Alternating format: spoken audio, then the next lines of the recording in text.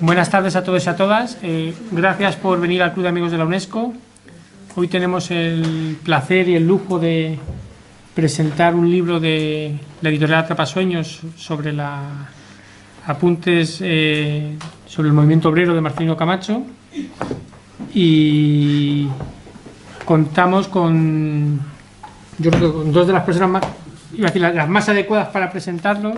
El libro, Marcel Camacho, periodista de muchos años de televisión española, sindicalista, de comité de empresa, y bueno, como todos y todas sabemos, hijo de Marcelino y de Josefina.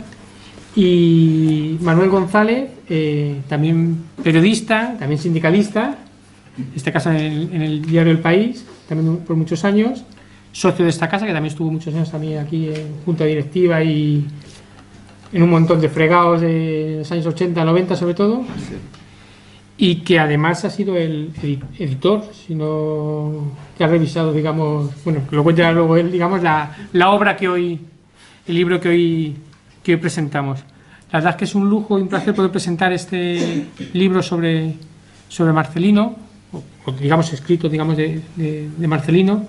Marcelino, que fue socio de esta casa, un poco mirando documentación antigua nuestra, figuraba el número del 2308, era el número de su carnet de socio, que figura, digamos, cuando hicimos el libro los 50 años del CAUN, se cuenta un poco digamos, el día que Marcelino se afilió al CAUN, porque hubo aquí un acto sobre trabajo y derechos humanos. Por cierto, aprovecho para recordar que apaguemos los móviles, por favor, incluido yo, que no lo había hecho, aunque no es el mío el que ha sonado. El 29 de diciembre del 1965, hubo aquí un acto en un seminario que había sobre trabajo y derechos humanos, entonces, digamos, evidentemente bajo el franquismo, etcétera, y en la última de las sesiones de ese seminario intervinieron tres compañeros de las entonces, digamos, clandestinas comisiones obreras. Entre ellos estaba Julián Ariza y Marcelino Camacho, que fue el tercero que intervino en aquel momento. Pocos días después, semanas después, se presentaban digamos, un poco, empezaban a emerger más los principios fundamentales de comisiones obreras y se empezó, digamos, a organizar ya venía, digamos, pero se hizo público un poco la organización de las comisiones obreras. Ese pasaje aparece, digamos, ya os digo, en el libro de los 50 años del CAUN, y es un poco bien recogido del vínculo la vinculación, digamos, de Marcelino con el club, que nunca fue un papel, digamos, tenía muchos ámbitos de militancia y de trabajo, pero que sí que, digamos, era, sobre todo una vez que dejó comisiones obreras, digamos, la dirección, pues sí tuvo más tiempo para asistir a las actividades, era habitual en las asambleas, en las reuniones preparativas, y siempre estaba Marcelino y Josefina, asistían, digamos, podríamos decir, venían a fichar de forma militante a las asambleas, a las actividades que hacíamos aquí en el club. Bueno, en Tirso de Molina, la antigua Tirso de Molina, sí, digo aquí, pero efectivamente en la de Tirso de Molina, que me acuerdo que eso, si nos tocaba en Sobrado y había preparación de la asamblea, pues también le liábamos para que sobrara junto con el resto de los que estábamos, creo que estábamos allí. Pero bueno, como venimos sobre todo a hablar del libro y contamos con dos ponentes de lujo, pues no me enrollo yo más y que nos cuente. Primero Manuel va a empezar y luego continuará Marcel. Así que nada, gracias. Muchas gracias, Luis. Bueno, aparte de haber estado de ser socio del club, considero que le debo a esta asociación de alguna manera la espina dorsal de mi formación política. O sea que hay un especial cariño con esta asociación. Me suelen poner como editor, porque yo creo que Joaquín no sabe qué poner. Yo no soy editor, soy, en este caso, Joaquín contactó conmigo y me puso en contacto con Marcel y con Aurora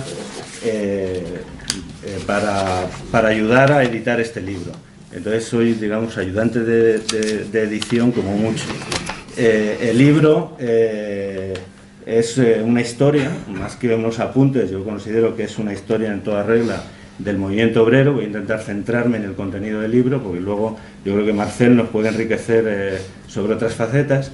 Una historia del movimiento obrero que escribió Marcelino Camacho en la cárcel de Carabanchel en torno al año 1972-1973. No sé si empezó antes, pero más o menos por esas fechas. Es un libro, el original, lo escribió a mano en unos cuadernos que quizá por eso la ha denominado apuntes. A ver si A ver si lo consigo ahora. La primera página. Bueno. No, quería mostrar... para que os hagáis una idea. Es decir, no... La primera página, yo creo que como era la primera, estaba la letra más holgada, había más blancos. Aquí está claro que el papel no abundaba y había que aprovecharlo. En unas condiciones pues francamente difíciles, y lo fue escribiendo probablemente no con la idea de editar un libro, sino como un instrumento, una herramienta de trabajo para unos seminarios que organizaban de cara sobre todo a los presos más jóvenes que en ese momento estaban entrando en Carabanchel fruto de las movilizaciones obreras, y que obviamente carecían de la cultura política, de los conocimientos políticos y sindicales que tenían de alguna manera la vieja guardia, podemos decir, de la gente de la edad de Marcelino, que había vivido la experiencia de la República. Entonces a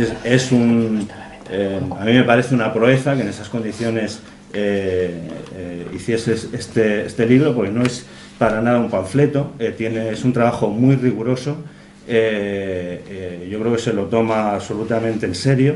Creo que cuenta con 40 referencias bibliográficas expresas, detalladas.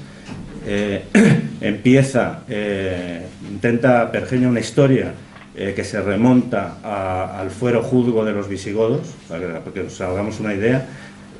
Un poco más, si hubiese tenido documentación, estoy convencido que se hubiese ido al derecho romano, a ver cómo estaba, y si no, incluso más para atrás.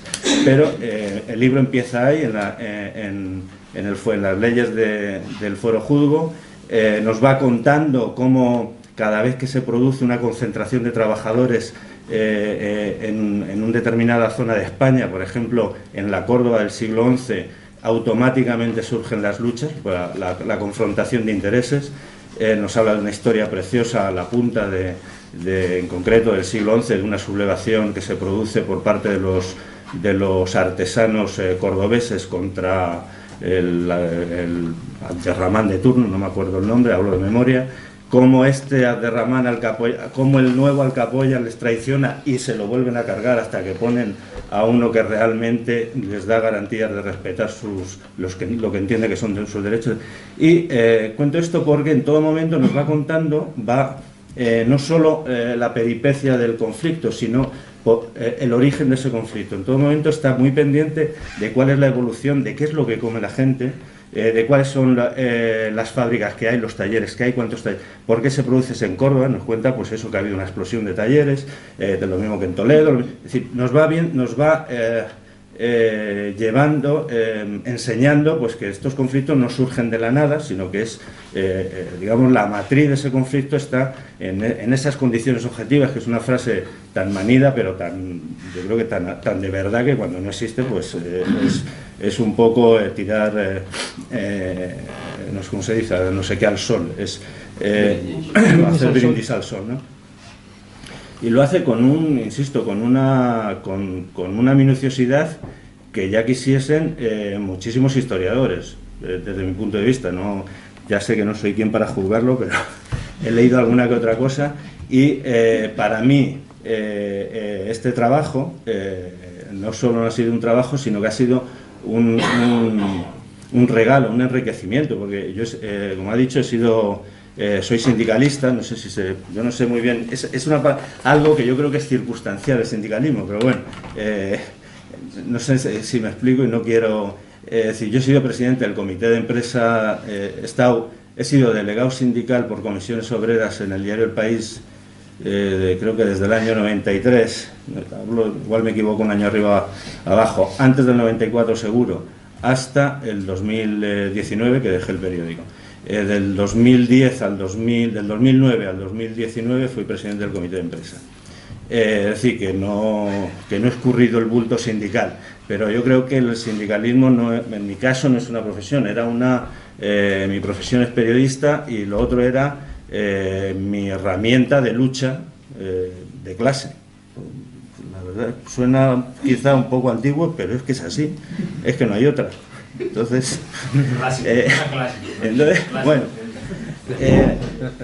No sé si me preguntas. Entonces, no sé por qué me he ido hasta aquí. A ver, ¿por qué me ha enriquecido? Pues que a pesar de haber, decir, yo con 19 años estaba militando en las Juventudes Comunistas de Burgos. Yo no he tenido acceso a esta información nunca, ni siquiera en el CAUN, que había una riqueza informativa de muchas cosas. Si yo no había oído hablar de la huelga de la canadiense, por ejemplo, igual es culpa mía, o de la huelga general de 1917, o de por qué. Yo hice una prueba en Toledo, creo que habría 30, entre el público de los 30 o 40 que había, 20 serían afiliados a comisiones, ninguno sabía de dónde venía el nombre Comisiones Obreras, y no viene de las comisiones obreras de la época del finales del franquismo. En mi opinión no viene de ahí. No sé, Marcel, es una pregunta que ya te voy dejando. Eso lo explica el libro. Entonces, para mí ha sido, pues, sinceramente, muy enriquecedor. Yo he trabajado en ese libro sobre la base de un trabajo de este original que habéis visto. Como podéis imaginar, no es nada fácil, son 400 páginas el libro, no es nada fácil pasarlo a letra diferente. Ese trabajo lo han hecho Marcel y Aurora. Yo ya me he encontrado este texto en letra de molde, en letra de Word. Es decir, yo ya me he habido un trabajo, entonces hay una parte de cotejar, pero la parte dura de esa edición les corresponde a ellos. Entonces, para mí, el haberlo tenido que leer varias veces, pues insisto, ha sido más que un placer, una alimentación. El libro tiene una primera parte, que es lo que he contado de los precursores de las luchas obreras, y inmediatamente después nos cita las luchas de las germanías, las luchas de los payeses, muy de pasar, y enseguida entramos en el siglo XIX, porque es el siglo en el que esas condiciones objetivas, esa concentración ya de la industria va produciendo una homogenización de trabajadores, de explotados, que va haciendo posible y va obligándoles a un nuevo tipo de lucha. De ahí nos va a ir llevando poco a poco por las primeras formas de organización, por las mutualidades, entre otras cosas porque estaba prohibido organizarse sindicalmente, y nos va llevando en la lucha de cómo se consigue, hasta que se consigue legalizar las organizaciones sindicales, hasta que se consigue legalizar la huelga. Una lucha que va teniendo altibajos, que no es lineal, es decir, se gana y se pierde. Esta década se gana la legalización, y la década siguiente, después de una huelga o después de un fracaso, se pierde. También él insiste mucho en eso, no es una lucha garantizada, lo que has conquistado no está garantizado nunca. Y de ahí nos va a llegar a finales del 19 ya con una clase obrera muchísimo más configurada, más extensa, y que ya ha ido generando en Europa doctrinas muchísimo más elaboradas, en concreto el marxismo y el anarquismo. Y cómo esas doctrinas han, ¿cómo se diría? Cómo esas doctrinas se incardinan en España en las dos grandes centrales sindicales, en las dos fuerzas sindicales, que son la UGT y la CNT, ambas muy ligadas, estrechamente ligadas a sendas fuerzas políticas, al PSOE y a los anarquistas, y cómo todo ese análisis al final le lleva, perdón, me estoy adelantando, cómo evoluciona toda esa lucha contra el capital y entre las propias centrales, cómo hay momentos en los que acaban llegando a acuerdos, cómo hay dirigentes que entienden que hay que buscar la forma de ir juntos en esa lucha porque si no están perdidos, y cómo todo el proceso de la República se convierte en una fragua que acaba generando una unidad sindical en la que las grandes centrales, esas centrales sindicales acaban siendo, yo creo que acaban gestionando el 80% de la riqueza de la zona republicana. Es algo que yo jamás había leído por ningún lado, no tenía ni idea. de cómo, de lo que ocurrió en términos económicos, socioeconómicos, revolucionarios, durante la Guerra Civil. No me extraña que tuviesen tanto miedo. A partir de ahí, estoy sintetizando mucho, pero a partir de ahí estamos en el año 73 y Marcelino ha escrito todo esto, insisto, muy detallado, no atropelladamente como lo hago yo, para hacer una reflexión sobre desde la cárcel, año 73, qué es lo que se puede hacer. Y el libro es, el último quinto del libro es, bien, ¿qué nos enseña toda esta historia y hacia dónde, en función de esta historia, qué es un poco lo que tenemos que hacer? Básicamente viene a decir crear una organización unitaria, es decir, la unidad de la lucha sindical ha demostrado que puede tener unos efectos multiplicadores tremendos, impensables, y una serie también de directrices, es decir, el no ser correa de transmisión de ningún partido político, el no ser solamente reivindicativo, es decir, la reivindicación, no ser solamente, por un lado rechaza la negativa de ciertos sectores, digamos, de la ultraizquierda, que proponían un poco que las luchas reformistas no conducían a nada.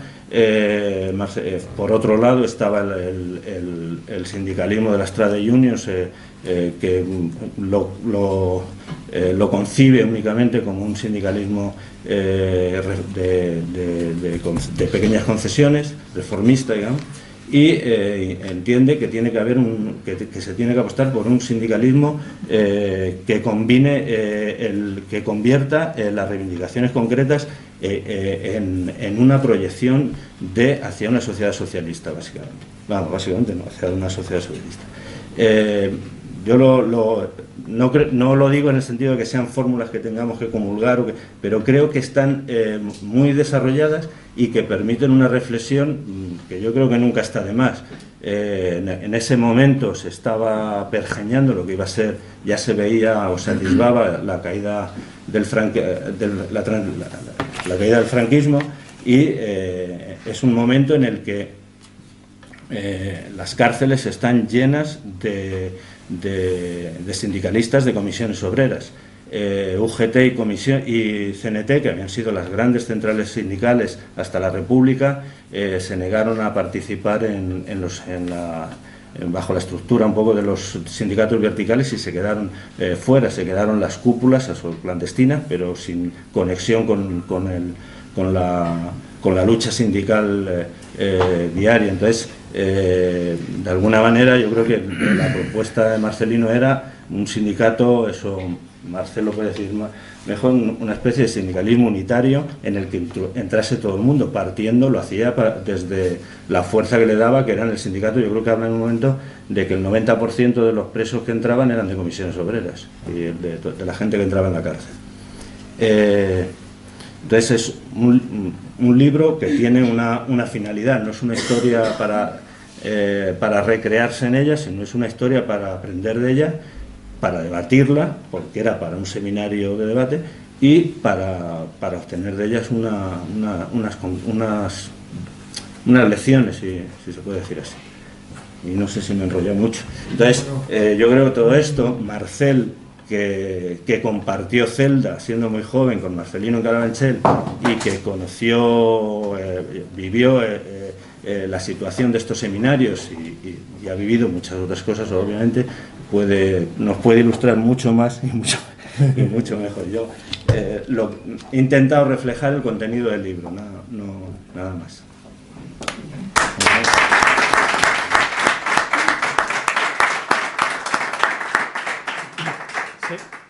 Se me ha olvidado decir, aunque creo que es evidente, que tenéis disponible la entrada para adquirir el libro que estamos presentando hoy, y que además hoy tiene un pequeño precio especial de presentación, con lo cual es más atractivo si lo compráis en librería. O sea que si estáis interesados, aprovechad. Y ahora, Marcel, después de esta pequeña promoción del libro, que para eso estamos aquí, para hablar del libro. Promoción no. Lo que sí os diré es que hacer libros de esta naturaleza es un esfuerzo militante. Aquí no gana nadie nada, todo el mundo pierde.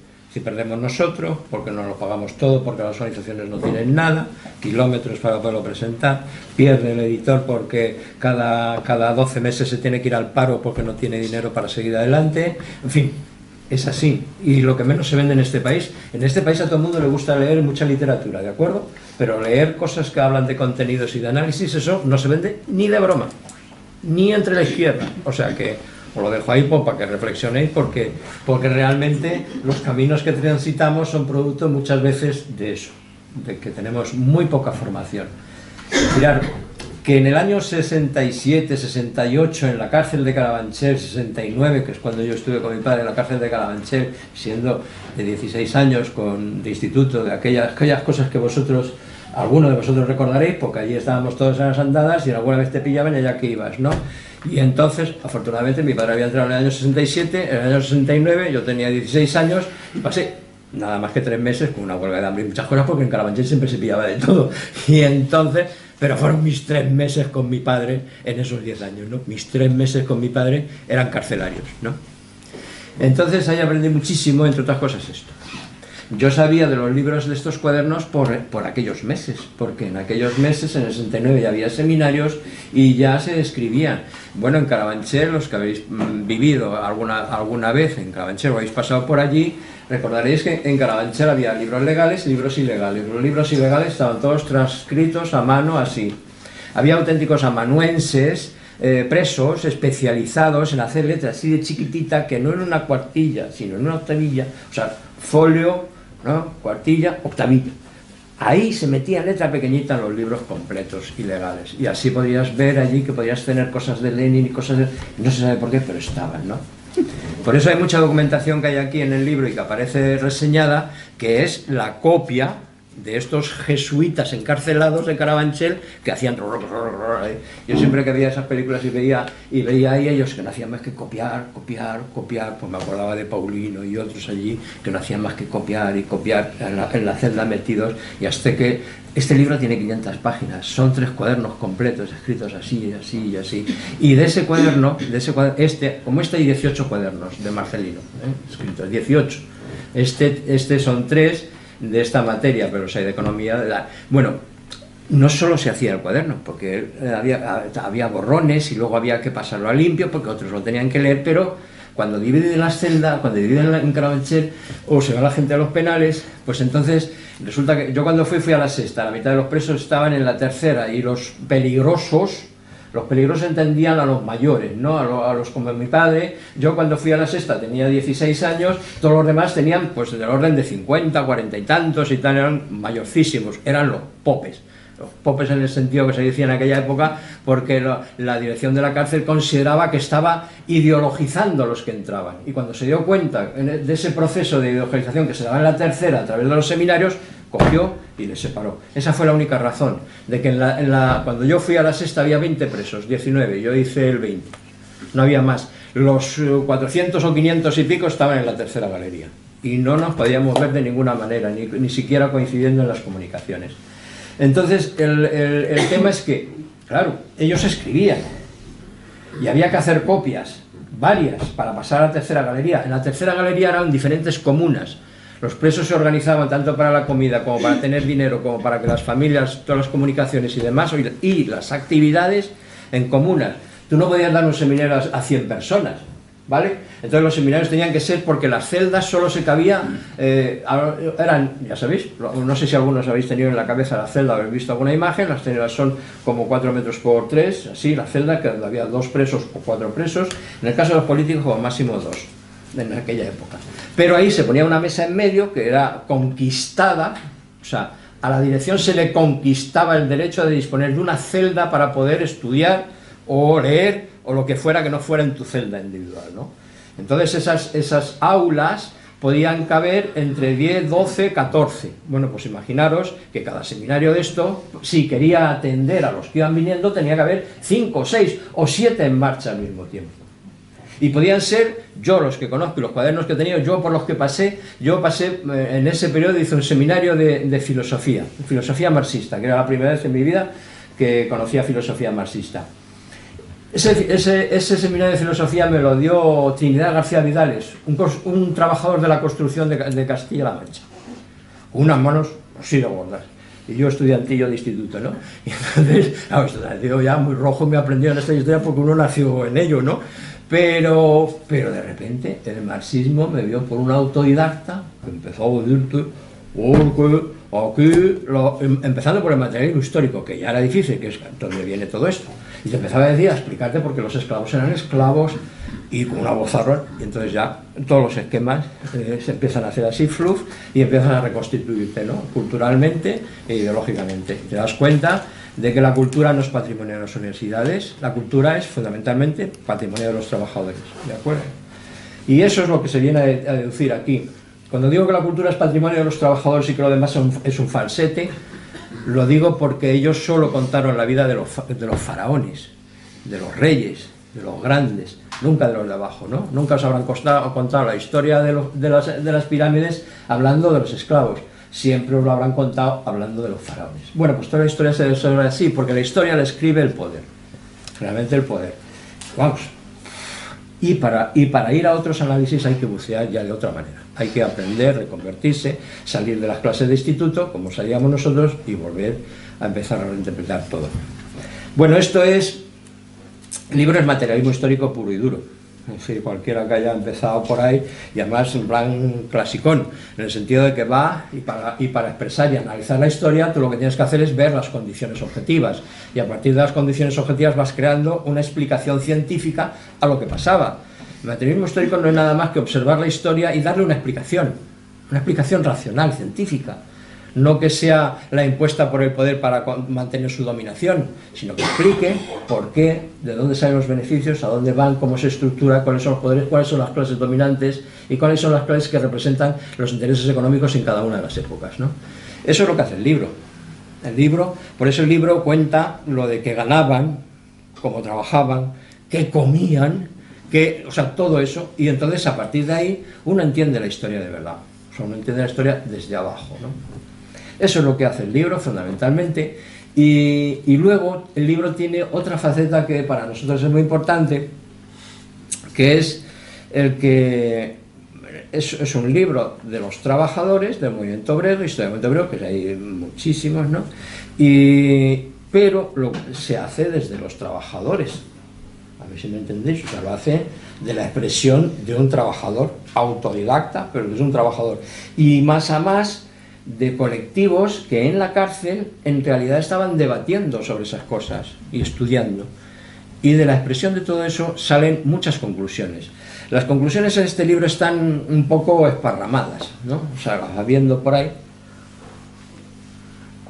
pero os aseguro que cuando lo veáis os van a sonar todas a muy actuales, porque los que en el marxismo nos hemos guiado, y al final esto ha sido la manera de entender el mundo, nos damos cuenta de que es verdad, o sea, ha habido la burguesía en su revolución burguesa, la aristocracia, el esclavismo, tal, y vamos viendo todos los periodos, pero luego hay unas constantes que a lo largo de toda la historia de la humanidad se van repitiendo y hacen como un procedimiento científico para analizar todo eso. De algún lado a la gente le sacan esa plusvalía. Al final le llamamos plusvalía, pero durante muchísimo tiempo no se llamó plusvalía. Nadie sabía que realmente te estaban robando el producto de algo que era tu trabajo, ¿no? Y esa plusvalía al final se transforma en una tesis científica en el sentido que el marxismo no es una ideología al estilo que caiga así del cielo, al estilo filosofal, al estilo platónica, ¿no? Que alguien da y explica la cosa y dice así va, como hace la iglesia, ¿no? Aparece un Dios y ya está, y lo resuelve todo, ¿no? No, esto es que tú vas y analizas y sabes a dónde va y cómo va y por qué se crean los fenómenos. Eso es lo que permite analizar la historia y en llegar a la conclusión esa que parece dura, difícil, ideológicamente hablando, de que lo nuestro no tiene solución más que en el socialismo. Lo nuestro es el libro de los trabajadores. Bueno, pues eso es ciencia pura. Eso es ciencia pura. Y hoy nos podrán dar la vuelta con el lenguaje lo que quieran, pero nuestra solución solo está en el socialismo. Y al socialismo hoy le llamaremos A, B o CRUS, lo que queráis. Pero será cuando haya, no, como decía Marcelino muchísimas veces, Y hay unas imágenes maravillosas, ahí está Adolfo, las maravillosas esas que dice Adolfo, que está por allí, pues diciendo que es nuestro director de la peli de lo posible necesario, pues, y lo señalo para que no se despiste. Y entonces él dice eso de la explotación, que dice hasta que lo esté, no me acuerdo muy bien la literalidad, pero dice de que habrá esto hasta que desaparezca la explotación del hombre por el hombre y tal. Y entonces viene a decir que, pues viene a decir fundamentalmente que mientras haya una propiedad privada y un beneficio que hurten a los trabajadores, habrá capitalismo. Y que la explotación no desaparecerá mientras esa estructura de propiedad privada no desaparezca. Eso en términos dichos así, dicen, ahora todo el mundo diría, oh, y todos los socialdemócratas se nos echarían encima, ¿no? Bueno, pues no, pues es así. Lo fundamental es que el futuro, el futuro político y económico y el de la realidad de los trabajadores sea aquel en el que la propiedad pública sea dominante y sea la que ponga las normas y la que configure los mercados. Porque en el socialismo hay mercado, igual que en el capitalismo, se compra y se vende, ¿no? Y existe. Y ese mercado determina también el mercado sin o con menos propiedad. Pero lo que determina el funcionamiento, lo que va a determinar el bienestar de la gente, en realidad va a ser la clave, que la propiedad pública sea dominante. No habrá sanidad mientras lo dominante no sea la sanidad pública. ¿De acuerdo? Bueno, pues eso si lo extrapolamos a todo lo demás en la sociedad es exactamente igual. Exactamente igual. No habrá una sociedad equilibrada en lo ecológico mientras el capital necesite producir coches a torchimocho y no se establezca un mecanismo de transporte social que eluda y se acomode al desarrollo ecológico. Eso es socialismo. Lo podéis llamar como queráis. Nosotros lo podremos llamar frus. Lo que pasa es que el capital siempre va a saber. O sea, porque el capital ve el socialismo, por ejemplo, aquí nos dicen los comunistas, esto que están diciendo ahora mismo con el gobierno. Claro, y tienen razón. Porque lo que se les está disputando por ese gobierno es ese espacio, y esa es la línea en la que ellos pierden beneficio de su bolsita y lo gana la sociedad, lo gana el bienestar. Porque la sociedad de hoy lo que se configura no es en la disputa solo de la plusvalía vinculada a un salario concreto, se disputa la plusvalía vinculada al salario social, al salario del bienestar, al salario que se manifiesta en la sanidad, en la enseñanza, en todo el sector público. Pagamos un billete de autobús y a veces no lo pagamos. ¿Qué quiere decir ahora que no le pagamos? Pues que es posible no pagarlo. Es posible que sea gratis. Pero si es gratis, ¿qué pasa? Que hay que pagarlo con presupuestos. Si hay que pagar con presupuestos, el que tiene más impuestos tiene que pagar más. Y si tiene que pagar más, el capital pierde espacio y dinero. Lo pierde de su buchaca, que es la que le permite vivir otra vez. Ese es el sistema, básicamente. Ese sistema, hablado así, se repite históricamente en todos los procesos y lo podemos con diferentes manifestaciones y superestructuras políticas. La dictadura, la democracia que tenemos ahora, y etcétera, ¿no? A donde seamos capaces de caminar. Yo creo que el libro incita a esa reflexión. O sea, lo que hace el libro es que la batalla sindical, que los que estaban yendo ahí se transforme en científica, se transforme en entender de verdad lo que está pasando, para que no nos engañen a nadie. Es decir, entonces el sindicalista que en ese momento salía de Carabanchel en el año 67 y volvía a la fábrica, ya no volvía solo pensando en que la habían metido porque había hecho una asamblea a cuesta del convenio del vertical, que el gran movimiento sindical en España aparece cuando el verticalismo decide hacer los convenios colectivos. Entonces empieza la fase de negociación y esa es la que se le escapa de las manos. Ahí es donde entra Saco Comisiones Obreras. Bueno, pues todos esos trabajadores que eran enlaces, los montones de los compañeros de Perkins de aquella época, que eran chavales, porque yo los he conocido, comido con ellos, con los compañeros de mi padre de aquella época, y todos eran chavales aprendices. Llegaban allí sin saber nada. El propio Julián venía, ¿de dónde venía Julián? Pues de la nada, ideológicamente hablando, ¿no? Se transforma sobre la base de que comprende que la reivindicación concreta que estaban llevando allí conllevaba la necesidad de libertad porque había que reunirse. Pero cuando llegan a la cárcel y además llegan a más conocimiento, entienden que esa explotación y esa disputa de la disponibilidad, que eran complementos y grandes tablas de medición de tiempos y tal, porque si producíamos más piezas nos tenían que pagar más, que eran las claves de ese momento, pues entonces llegan a la conclusión de que el sistema no se lo va a dar, porque hay un capital que se resiste y que ahora está adosado al franquismo, pero que sigue, ¿no? Cuando hacen estas reflexiones aquí, pues yo a veces me gustaría que, bueno, como lo vais a leer todos, Pues entonces nada. Pero es que, no, os lo digo, ¿sabéis por qué? Pues porque en estas reflexiones de aquí, esto escrito en el año el 70, yo creo que fue sobre los 70, porque aunque no está datado en el cuaderno, no pone una fecha concreta, luego no se la asignamos. Yo sé que en el 69 ya circulaban estos cuadernos, pero a lo mejor no con este texto, ¿no? Pero cuando hace las reflexiones, y vienen esas reflexiones y ves que están escritas en el año 69-70 y te dice, las cosas hay que lucharlas y no sé qué, y hay que ganarlas, y una vez que lo ganamos las defendemos. Joder, ¿cuántas veces hemos visto eso luego después en estos años en los que se nos han venido abajo las empresas, donde habíamos conquistado, nosotros en la radio televisión, yo he estado en el Comité General Intercentro de Televisión durante muchos años, conquistábamos derechos que cada convenio no lo querían pelear, y eso antes del rollo de la retroactividad, que eso se pillaban los convenios. O sea, cada año aquí hay que volver a pelear, y no solo pelearlo y ganarlo, sino luego un montón de trabajo llevarlo a los tribunales. Teníamos así de gente en los tribunales que solo pedían lo del convenio. Y eso es lo que es el capital que permanentemente tú conquistas, y el capital permanentemente te arrebata. ¿Y cómo te arrebata? Ay, yo voy a leer alguna cosa, porque tenía ganas de leeros algo. Si lo encuentras. No, lo tengo por aquí. Mira, por ahí tengo la página. La burguesía deforma las cosas y los hechos, miente. Esto es escrito en el libro, ¿eh? Difunde la calumnia, promete, crea ilusiones, todo ello con los medios enormes de propaganda de los que dispone, como son la prensa nacional, regional, las revistas y el cine, la radio, la televisión, etcétera, etcétera. Es decir, el sistema se ha dotado a sí mismo de unas formas de comunicación que siempre están a su servicio. Siempre, ¿eh? Incluido hoy. Hay mucha gente que se cree que el internet y toda esta historia no está al servicio del capital. Cuidado. No, hay gente que se cree plenamente libre y dice, wow, y de repente escriben no sé qué y dicen, ¡zas! Ahí te lo dejo y hace así y se sienta. Literal, ¿eh?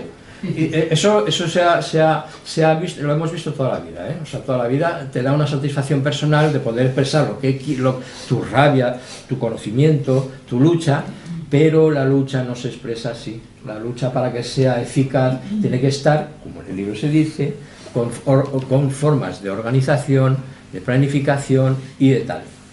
Yo, cuando se reflexiona sobre esto, por meter así pullas aquí, hoy yo lo que veo hoy es una diversidad impresionante. O sea, es verdad que la clase obrera es diversa, y lo dice en el libro montones de veces, es muy plural, ideológicamente en el sindicato hay desde la derecha hasta la ultraizquierda, en comisiones, y luego fuera, pues cada uno ya ha decidido hacer su chiringuito, pues más chiringuito, no importa. Y entonces hemos llegado a la filosofía que, mirad, es una filosofía que trabaja el capitalismo. El capitalismo y la estructura de poder ha trabajado siempre sobre la base del individualismo. Lo que importa eres tú. Y eso lo traslada de cualquier manera. En cuanto a ti, como uno te agreden en una reunión, saltas como y ya has sacado tu teoría, y así todo. Y no tenemos ese sentido de ser social, ni sentido de ser organizativo, bajo la compresión ideológica de que si te organizas y sumas, puedes ganar batallas. Pero si eres uno a uno, ahora de repente hay montones de empresas en que está prohibido conocer el salario del de al lado. ¿Tú cómo es posible eso? Teniendo la legislación que tenemos, ¿eh? Porque la legislación no dice nada de todo eso. Pero han sometido ideológicamente. Las formas de comunicación que existen hoy en día, sí, en muchos sectores de la banca. Tienen firmados compromisos, los de ING, un trabajador de ING no puede decir el salario a otro trabajador. Os puedo contar estas cosas a montones. No puede, está prohibido. Pero aún más se impide a que, te digo yo soy estudiante de banca, a que tú puedas consultar en un momento determinado la cuenta de otro para poder acceder a lo que ha cobrado. Son faltas muy graves. No lo sabes a lo que te lo digan. Y le pueden echar a la calle por una cosa de esas. Claro. O sea que el capitalismo ha avanzado. Pero claro, el sentido porque luego la gente no entiende. El sentido de esto no es proteger tu individualidad o tu confidencialidad personal. No se trata de eso. Es que no sepas cómo ellos han destruido el convenio. Porque la base de la unidad de los trabajadores es el convenio, el acuerdo global, el de los trabajadores, el que se firma. Eso que se inventó con los convenios, con el vertical y que los pelearon. Esa era la clave de la lucha. Porque ahí es donde se unía la gente para pelear por el incremento. Ahora la gente no se une para pelear por el incremento. lo pega con el jefe y está cuchu. Esto en Radio Nacional de la Televisión era terrible. De verdad terrible, era el mal de los males. La cola para pedir ANICA, programas, posiciones y tal, en los jefes era así. Y eso destruía constantemente a la propia capacidad unida de los trabajadores. Eso es lo que ha creado el sistema. Por eso la debilidad de la clase trabajadora en el día de hoy. Y de repente nos lanzan a las redes. Y entonces ya todo el mundo ahí en las redes, yo tengo una clientela, yo tengo 5.000 en el Facebook, yo tengo no sé cuántos, y todos están contentos. Pero la realidad es que la capacidad de acción, cuando se genera, no llegamos a ella. La realidad es que tenemos una lucha por la defensa de la sanidad en donde cada uno anda por su lado. Es verdad que al final se logran ciertas confluencias y tal, no sé qué, pero el enfrentamiento con los sindicatos, el enfrentamiento con los empresarios, ¿dónde está el ser colectivo, la conciencia colectiva? Esa que dice que solo unidos se puede ganar las batallas. ¿Dónde está? ¿Dónde ha quedado? Bueno, buena parte por ahí está arrastrándose por internet, con 4 que de repente consiguen cosas. Es decir, que el capital, en lo que se refiere a ese sistema, en la época actual ha avanzado mucho. Eso en el libro no está, porque claro, en esa época no estaba en internet, ni estaba estas cosas, pero había otros métodos. Había otros métodos que lo que perseguían era el mismo objetivo. Bueno, yo enrollo muchísimo, ¿no? Pero lo que quería con esto era sugeriros el que en estas pequeñas reflexiones que aparecen aquí, ¿no? Que aparecen aquí en citas, luego os llamarán la atención por el hoy, ¿no? Por el hoy. Y vais a ver cómo en realidad hoy tenemos otras cosas que ayer se hacían de otro modo, ¿no? La realidad de la lucha sindical y de lo que hacemos los sindicalistas, o lo que hemos hecho, o la gran mayoría de los sindicalistas, en conjunto el sindicalismo, ¿no?, es pelear a ras. ¿De acuerdo? O sea, el sindicato no tiene la función de ser un instrumento ideológico, ni que conduzca a la revolución a las clases trabajadoras. Los sindicatos tienen que estar pegados al terreno, ¿vale?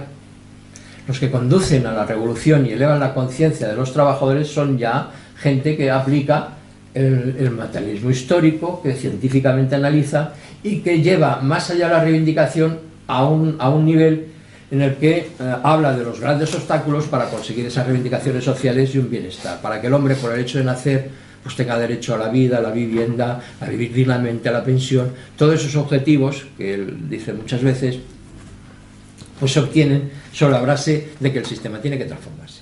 No hay vuelta de hoja, y es una pelea constante y universal y permanente. Luego os diré sobre esto cosas que también se traslucen ahí, solo esto, ¿no? Porque viene a cuento de lo mismo, ¿no? Y que es materialismo puro. Marxismo en su esencia y materialismo histórico. Él decía muchísimas veces, el Marcelino, en estas cosas, decía, vamos de hipótesis rectificada a hipótesis rectificable. Ahora vamos a aplicarlo, ¿no? ¿Qué es una hipótesis? Pues una hipótesis no es más que la formulación de una idea para transformar determinadas cosas. Nosotros tenemos un trabajo, un objeto, lo que sea, y lo que tenemos que hacer es transformarlo. Entonces le damos vuelta al coco y decimos así, ¿vale? Y con esta forma. Pues si haces una herramienta, con esta herramienta, y ahora me pongo a hacerla, ¿no? Me pongo a hacerla y veo que no sale. Y entonces, si no sale, tengo que tirar para atrás y decir, la teoría, mi hipótesis, no era verdadera. Hay que modificarla en estas cosas. Bien, pues eso es el quehacer diario constantemente en la lucha política, social y sindical. Vas de hipótesis rectificada. ¿Por qué? Porque otros antes que tú hicieron otra y la tuvieron que rectificar. Y la mía que he formulado, la que a lo mejor me funciona durante un tiempo, la tendrán que yo u otros rectificar. Esa es la esencia de la dialéctica marxista, ¿no?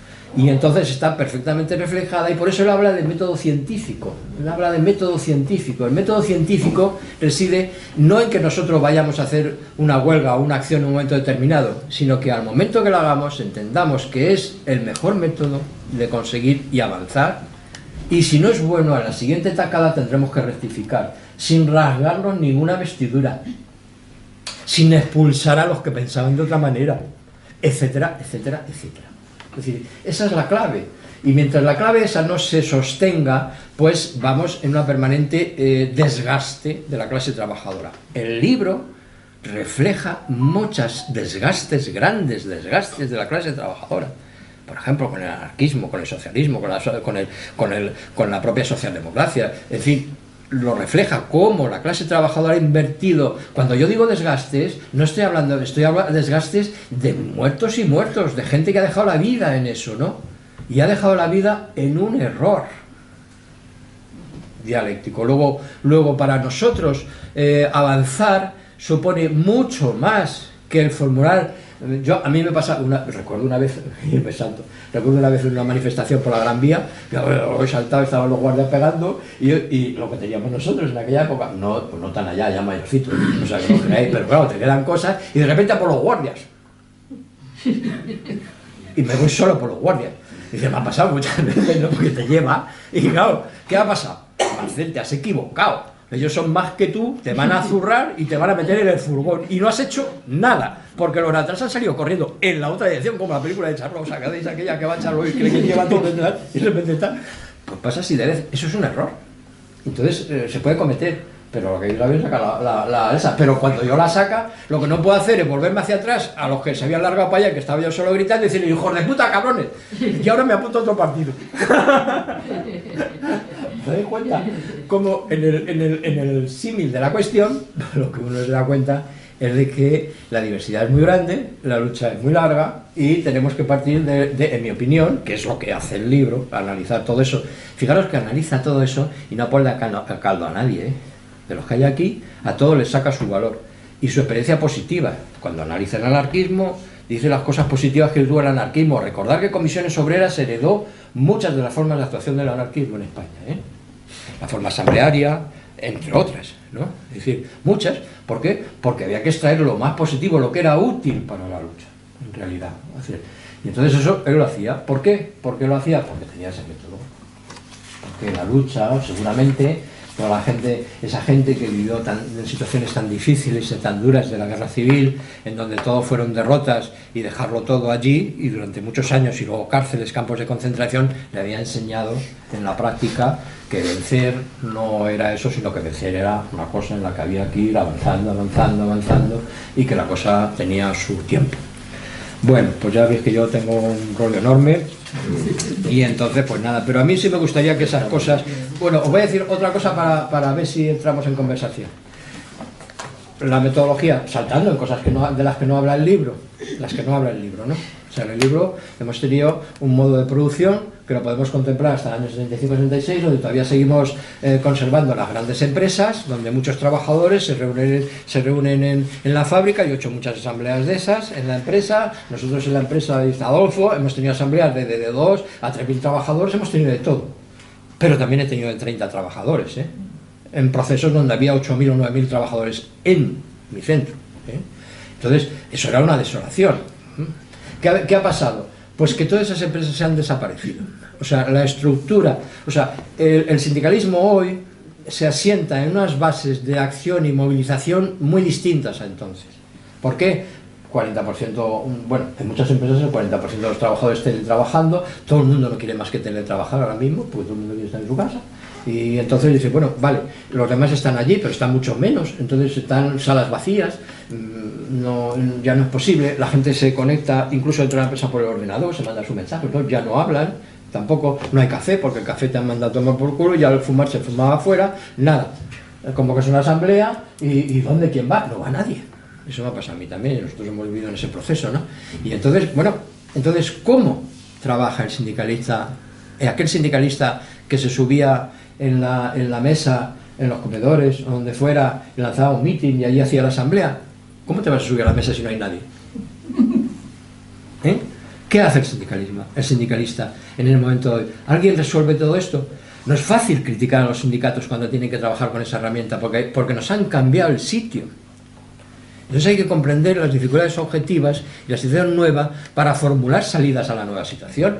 Porque si seguimos diciendo, sois unos hijos de puta que no lo sabéis hacer, y resulta que los que no lo saben hacer no tienen al púlpito de antes, ni tienen nada de ahora, ¿cómo le estamos diciendo eso? No le podemos decir eso, tendremos que decir otra cosa. Le tendremos que decir que hoy, en las redes, se debe trabajar de otra manera. O que hoy, ¿y cuál es la manera? ¿Cuál es la manera? ¿Cómo llego yo, delegado sindical, a mi compañero de antes, que ya no va a la empresa nada más que una vez de vez en cuando y ni siquiera coincidimos, y cómo conecto con él en su ordenador, en su mesa, en su casa? ¿Alguien me deja? ¿Cómo lo hago? ¿Me da derecho a la empresa a estar en presente frente a ese ordenador y ahí no me lo da? ¿Cómo lo conquisto? Eso es una cosa fundamental. Ahora otra, además, lo digo para que veáis un poco lo de las redes. Y cómo la empresa, los empresarios y los bancos, los primeros, que fueron los primeros, han avanzado en ese sentido. Mirad, cada vez que se toca una tecla por parte de un trabajador en la empresa y la dirección de personal lo sabe. Ya no son direcciones de personal como antes, ahora son empresas gestoras externas, ¿de acuerdo? Pero los datos de tu teclado, de un modo u otro, acaban en esa empresa que se dedica a estudiar esos datos para saber no solo qué haces, qué produces, sino lo que dices, lo que piensas, tus gustos, todo. Eso está pirateado. Vamos a ver. Nosotros no tenemos, en nuestra legislación actual, no tenemos más protección que la ley de protección de datos. Es verdad que un trabajador puede decirle a la empresa, yo pues mi empresa, con el tema de los ordenadores, puede decirle, no quiero que ningún dato personal mío esté, y estaría en la legalidad, porque eso está regulado. Pero eres capaz, y tienes tú la fuerza de decirle a la empresa que no te toque los datos de tu teclado, o que te comunique los datos que estás trayendo de tu teclado.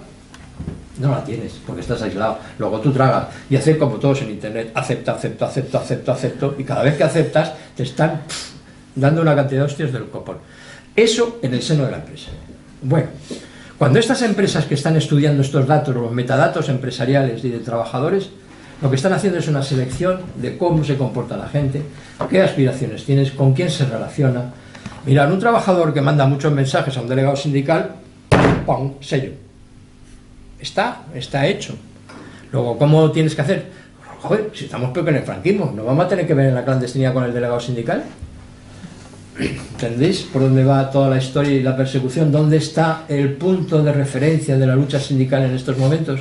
Está en una situación bastante complicada y bastante difícil. Los sindicatos están ahora, bueno, aprovechando que tienen un ministro, una ministra guapa, ¿no? Y ministra de izquierdas, vaya, y que si tú le hablas de esto lo va a entender clarísimamente.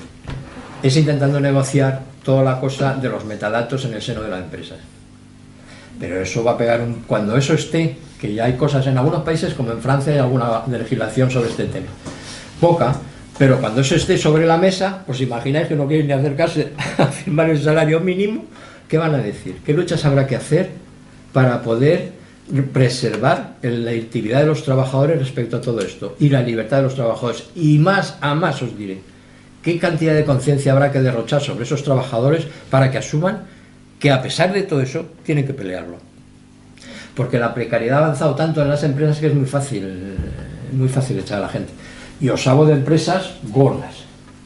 Imaginaros si bajamos el escalón y nos vamos a empresas que el convenio es el del sector ni no lo cumplen, que hacen, bueno, pues lo que veis todo. Imaginaros si llegamos a las Kelly. Imaginaros, en fin, bajar lo que queráis en el escalafón de trabajadores precarios y con derechos devaluados. Pues es verdaderamente difícil, es bastante complejo y bastante complicado. Entonces no os extrañe que estemos en una situación bastante complicada. Yo creo que en este sentido el capital ha avanzado muchísimo y nosotros tenemos muchos años de retraso. Yo a algunos compañeros del sindicato, cuando me años por ahí, les decía que en el ordenador del trabajo, o sea, que una cosa que había que conquistar dentro de la empresa, aquí el Marcelino habla muchísimas veces de que el socialismo será cuando la democracia entre en las empresas. Fijaros lo que dice. Pues les decía que nosotros tendríamos que conquistar en los convenios colectivos el poder estar presente en los ordenadores en la casa cuando los trabajadores están en casa. Y les decía el rollo de, ¿os acordáis? Nosotros que somos ya más antiguos, el clip de Windows, ¿os acordáis? Cuando en Windows al principio hacían clip, y decía, ¿quieres algo? Bueno, pues yo quiero el clip sindical que aparezca en la casa cuando él está allí y que le diga, oye, según el convenio ya no tendrías que estarte creando, ¿vale?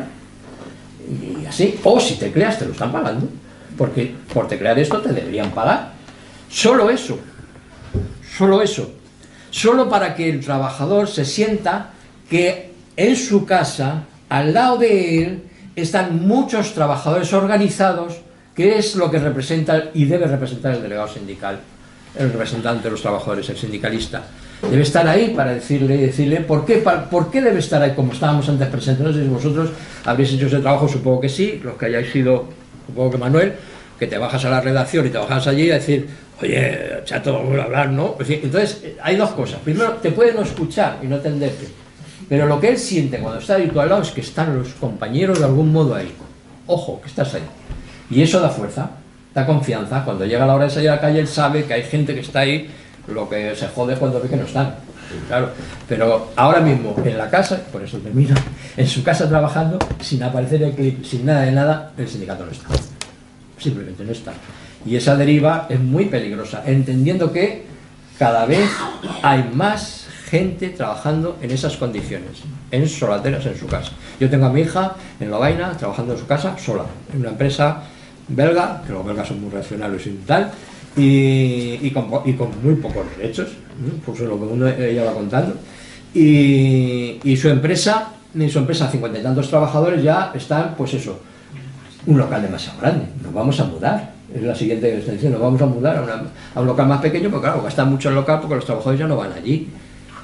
Y sindicato, cuando ella dijo, voy a hacer una huelga, y todos la miran así, una huelga que habían convocado, una huelga general en Bélgica.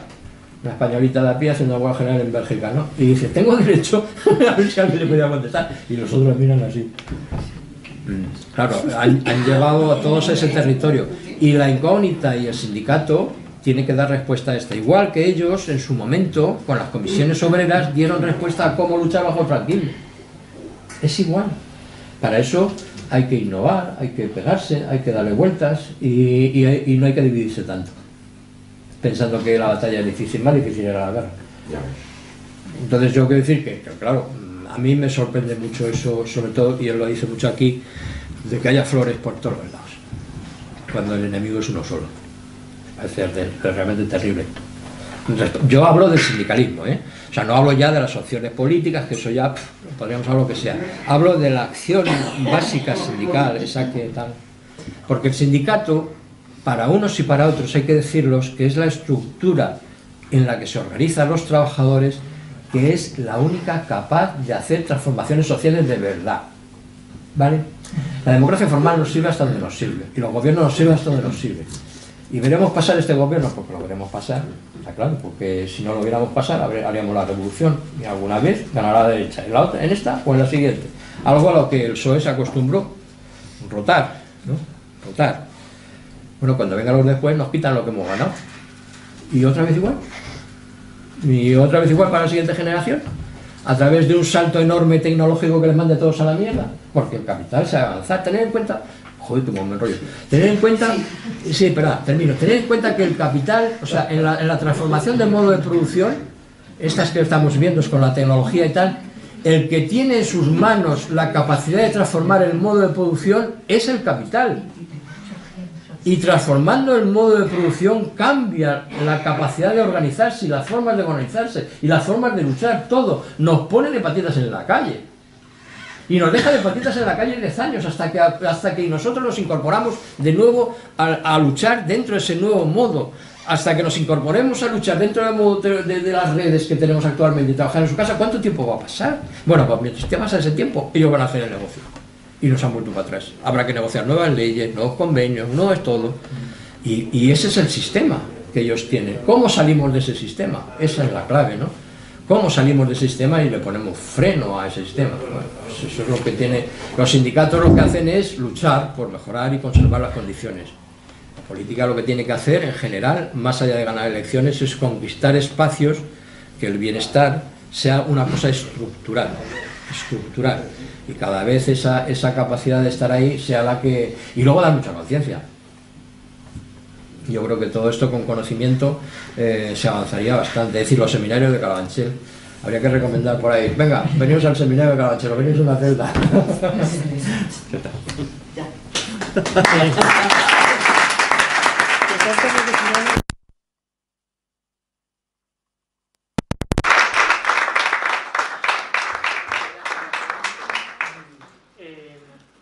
La idea ahora, como es habitual en los actos del CAO, que hagamos turnos de debate, intervención, preguntas. voy a leer brevemente porque ha sido una persona que es habitual a los actos del CAU, que hoy no podía venir, pero digamos nos está siguiendo por streaming. Saludos. Que es Ángel Villa, que supongo que nos está también escuchando, aunque no le vemos ahora. Entonces, simplemente hacía algún comentario o aportación, lo leo brevemente y luego, por supuesto, doy orden a la más.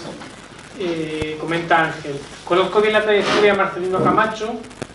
Algunas veces en los años 70 del siglo pasado coincidimos en algunas manifestaciones prohibidas y hablamos pocas veces porque él estaba muy liado en el sindicato del partido. Ya entonces vi que se comportaba y dirigía a la clase obrera mucho mejor que otros dirigentes de su partido y sindicato. Era muy cercano. Ángel: si comento todo esto es por lo que dicen los oradores, yo lo he vivido, lo que estabais comentando. Decir que Marcelino Camacho fue lo mejorcito de comisiones y el PC, el sindicato ya no fue lo mismo desde que le invitaron, lo pongo entre comillas, a dejar los cargos del sindicato, secretario general y presidente. Fue un antifascista, espera un momento, él fue un antifascista convencido como pocos, cosa que hoy en día en el Parlamento español quedan pocos. Solo 2 de ese Parlamento del PC no fueron a aplaudir o ver al fascista Zelensky. Por favor, hoy es un día para homenaje a Marcelino, pero me gustaría que los de la mesa les leas mi opinión, gracias. Y nada, se lee en un minuto o dos. Sí, bueno, la aportación de Ángel, si hubiese estado aquí muy vehemente, nos lo hubiese intervenido de viva voz. Entonces, bueno, si queréis cualquiera de los aquí presentes alguna intervención, pregunta. ¿Y tu nombre, por favor? Sí, yo soy Pedro. Pues adelante, Pedro. Y bueno, ha sido un gustazo escucharos y a mí se me ha hecho corta tu intervención.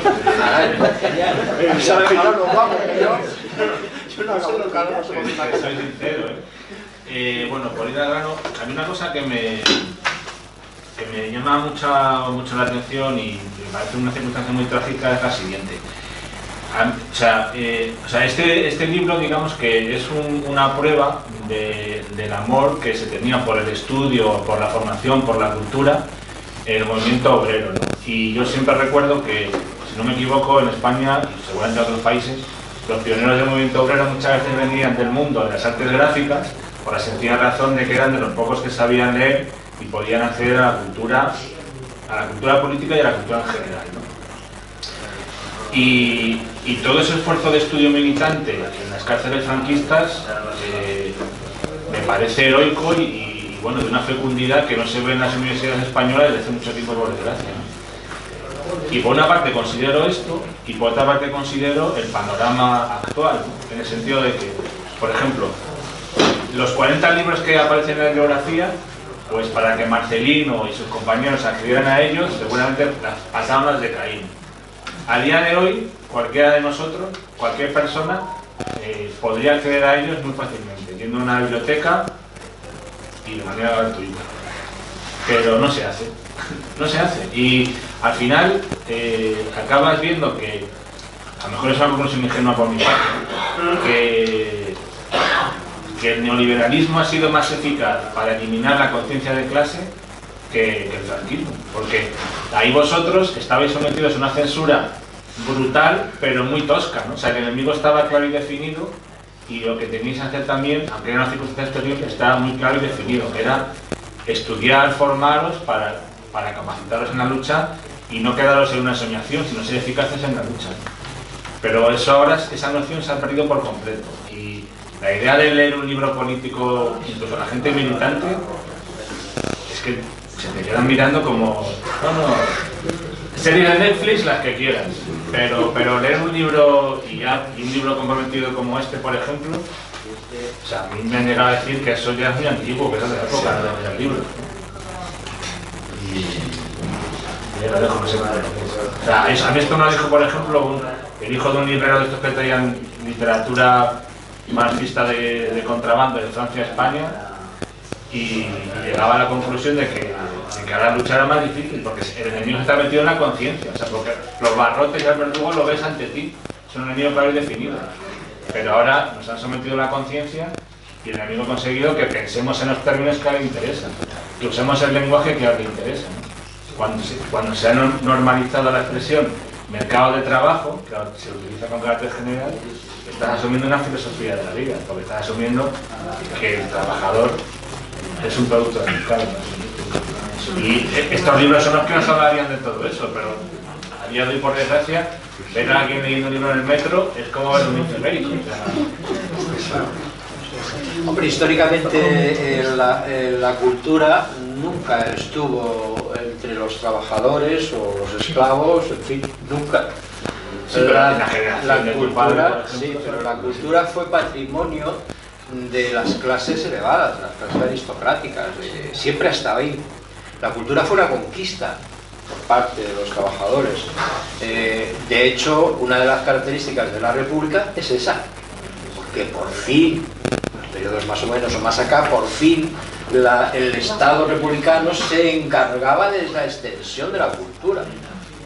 Y entonces, bueno, pues eso, la generación de mi padre es la que empieza a ver escuelas, y empieza a ver tal, y estamos hablando pues de los años 30, ¿no? Claro, hasta determinado nivel. Pero si pensamos la cultura en lo que los trabajadores entendían como cultura, porque básicamente los trabajadores o la gente en general, en los pueblos y tal, entendían la cultura para una sola cosa, para que no le engañe. La cuenta, sí, es lo que firmaban, básicamente. Y a veces ponían una X o lo que sea, pero su problema era el inmediato, que le engañaban, ¿no? Y por eso era el ansia, ¿no? De saber, era para como un instrumento para vivir en unas condiciones tal. Después el fenómeno cultural en la República es distinto, porque ahí sí hay una ideología que preside el que hay que dar la cultura como una cuestión de emancipación. Y es otra cosa, que es lo que rompe el franquismo. El franquismo rompe eso. Y entonces, el capitalismo, ¿cómo entiende la cultura? El capitalismo no entiende la cultura como el conocimiento, entiende la cultura como la reproducción del modo de producción. Solo quiere que tú sepas manejar la máquina. ¿Para qué coño tienes que saber más cosas? A ver, para que le saltes al patrón o al ese y le sueltes y le abres de, yo qué sé, de Schopenhauer. Ya, no, este gilipollas. Yo lo único que quiero es que tú coges el arado. Y lo único que aprendas es que en lugar del arao, ahora hay un arao que va a otra, y ahora lo que sea. Y esa es la dinámica. O sea, nosotros tenemos unas universidades estructuradas en torno a eso, y además cada vez más. Y además lo que hacen es que es ahí donde ir. Porque ¿para qué coño tal? Y la han estructurado con las estructuras de que si ahora los títulos a los 3 años, que no sé qué, porque con esto lo que quieren es madura. Había un chiste de esos catalanes que habían los catalanes tienen un chiste que venían los extraterrestres.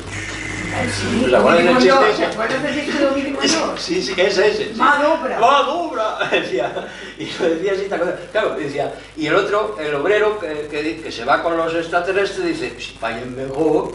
Y aparte del alcalde, ens fa saber tothom que una pera feroce. ¿Te acuerdas en la canción de Mínimo yo? Eso es. Yo, por meter un poquito. Madura. La cuestión que planteas yo creo que es la piedra de bóveda de todo lo que estamos viviendo. El problema es que es más fácil identificarlo, verlo, porque lo vemos todos, lo lamentamos todos, que encontrar realmente quizá porque no haya solo una solución, sino probablemente sean muchas. La generación de mis padres, que coincide con la de Marcelino, lo que yo he vivido en ellos era una conciencia del no saber y un deseo de saber, y sobre todo un deseo de saber para los hijos. Eso era el republicanismo.